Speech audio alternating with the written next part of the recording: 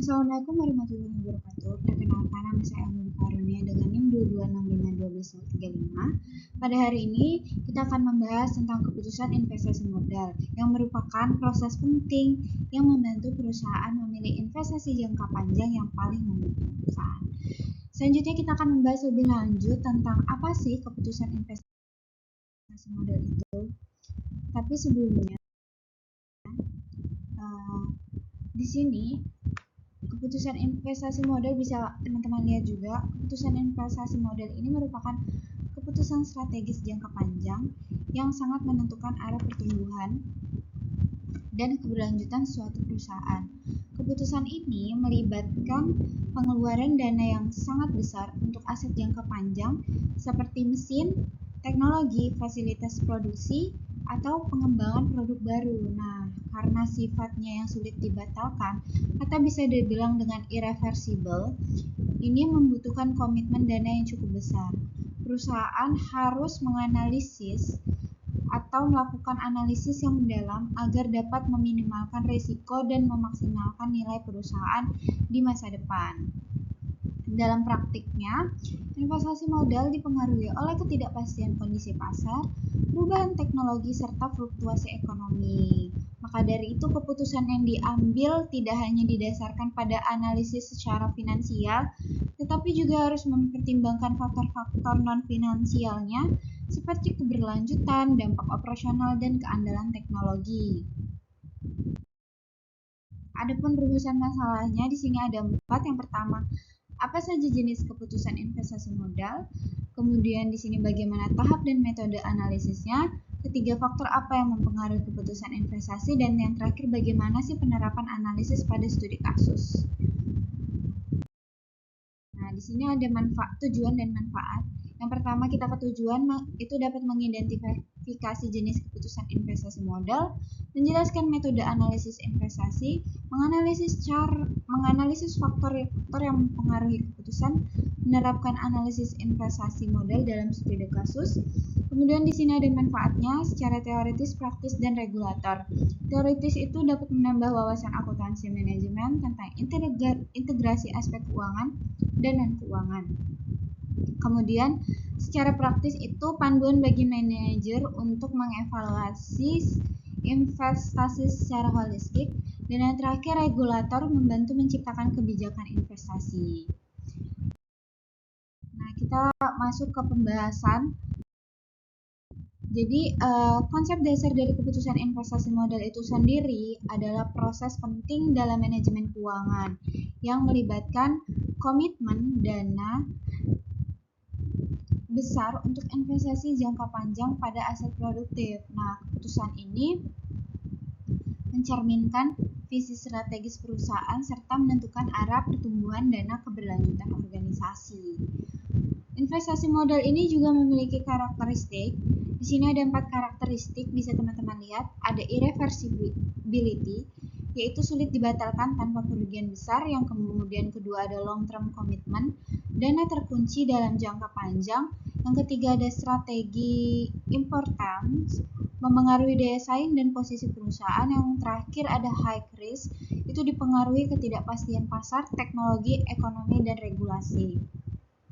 Jadi secara strategis, investasi modal ini menjadi pendorong pertumbuhan dan penciptaan nilai berkelanjutan.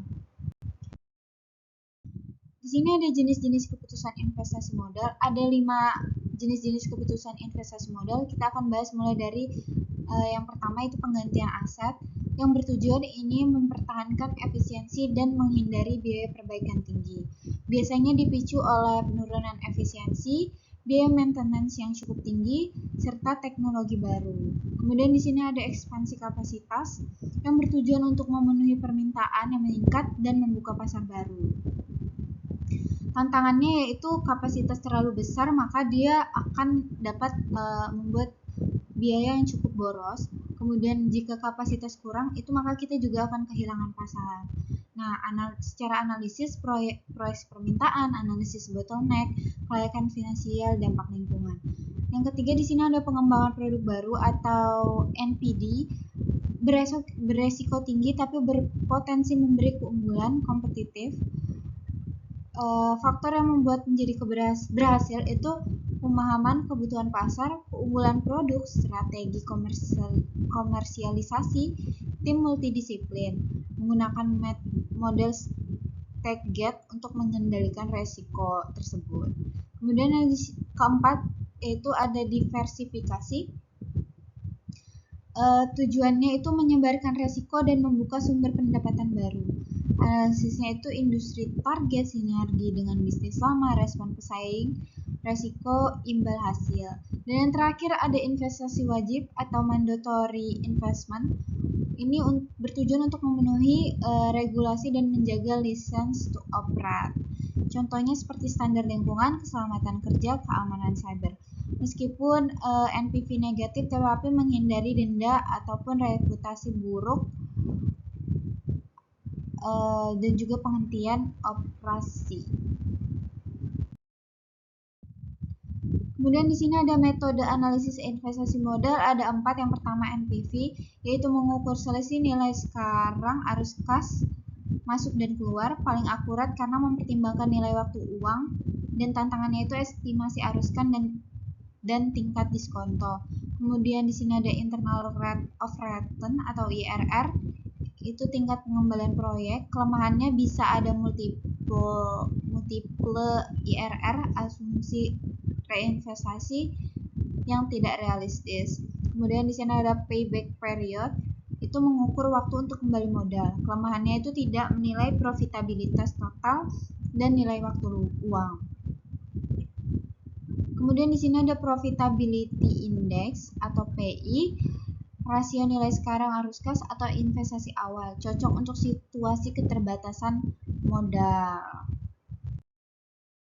Nah, ini bisa dilihat studi kasus komprehensif, yaitu analisis investasi mesin baru di PT Sinar Mandiri. Teman-teman bisa lihat pada tabelnya dan juga bisa dibaca dulu. PT Sinar Mandiri, sebuah perusahaan manufaktur, sedang mempertimbangkan untuk membeli mesin produksi baru guna meningkatkan efisiensi dan kapasitas produksi. Manajemen diberikan dua pilihan mesin, yaitu mesin A dan mesin B, dengan karakteristik sebagai berikut. Nih tabelnya, di sini ada keterangan mesin A dan mesin B. Harga pembelian mesin A itu 500 juta dan mesin B ini 650 juta.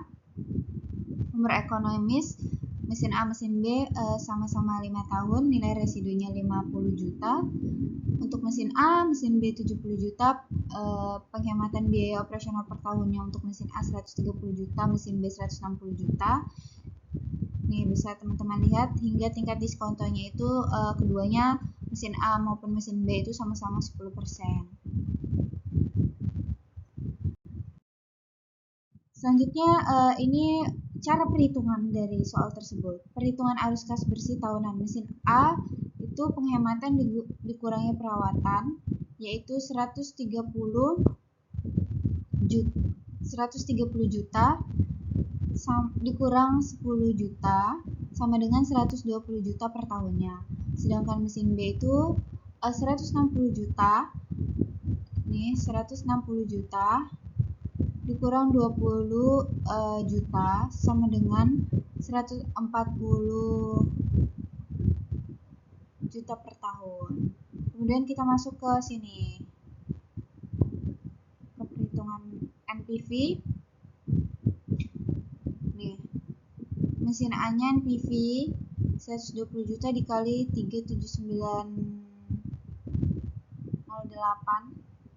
Jadi teman-teman lihat nih, melakukan perhitungan NPV pada mesin A terlebih dahulu, kemudian ke mesin B. Setelah itu, setelah melakukan perhitungan NPV, kita lanjut ke perhitungan payback.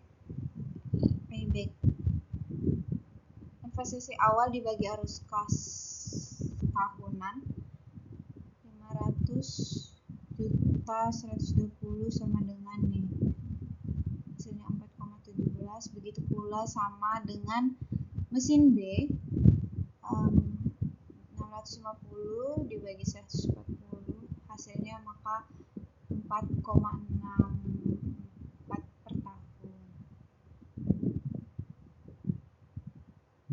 Selanjutnya kita kesimpulan dari perhitungan tersebut. Berdasarkan analisis finansial, kedua mesin menunjukkan NPV negatif, yang menunjukkan bahwa secara finansial kedua investasi tidak layak pada tingkat diskonto 10%. Mesin A memiliki payback period yang lebih pendek, yaitu 4,17 tahun, dibandingkan mesin B 4,64 tahun, namun selisihnya tidak signifikan. Dari perspektif finansial murni, PT Sinar Mandiri sebaiknya tidak berinvestasi dalam kedua mesin tersebut, namun keputusan akhirnya harus mempertimbangkan faktor-faktor non-finansialnya yang mungkin membuat salah satu mesin lebih menarik atau mengevaluasi kembali asumsi-asumsi yang mendasari analisis seperti tingkat diskonto ataupun estimasi arus kas.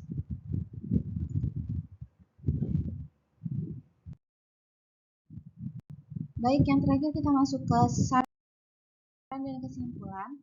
Setelah kita melakukan pembahasan terkait keputusan investasi modal, kesimpulannya yaitu keputusan investasi modal adalah keputusan strategis jangka panjang yang kompleks dan beresiko dengan karakteristik irreversibility dan komitmen dana yang cukup besar.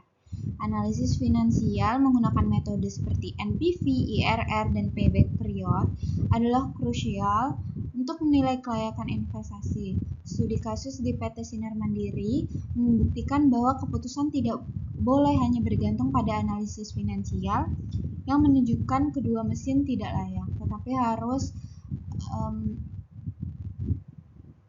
mempertimbangkan faktor non-finansialnya juga, seperti teknologi, dampak operasional, dan sustainability, karena hal-hal tersebut ini dapat menjadi penentu utama dalam pengambilan keputusan akhir yang sangat holistik.